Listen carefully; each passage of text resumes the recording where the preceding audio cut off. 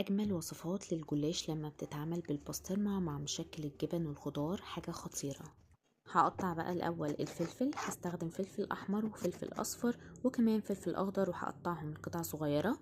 هدهن الصينية الأول بخليط من السمنة على زيت كويس، بستخدم لفة الجلاش بقسمها لنصين، بستخدم نص الكمية الأول بالطريقة دي. في أول 3 طبقات بسيب طرف الجلاش يكون بره ربعها كده عشان لما أحط الحشوة تبقى شكلها مرتبة وما تطلعش بره، وأحط بقى في النص بقية الكمية بتاعة النص الأول من الجلاش، وما بين كل طبقتين بدهن الخليط بتاع السمنة والزيت. آخر طبقة ما بدهنهاش وببدأ أضيف عليها بقى الحشوة البسطرمة والمشكل الجبن، جبنة تركي وكمان جبنة موتزاريلا واي نوع جبن انتوا بتحبوه. هنزل بقى الخضار وشويه من الزيتون ودي اختياري. هبدا احط النص التاني بقى من الجلاش، احط 3 4 طبقات وبدهن برضو ما بين كل طبقتين او طبقه الخليط السمنه، وابدا بقى ادخل الطرف اللي كنت سايباه بره بالطريقه دي.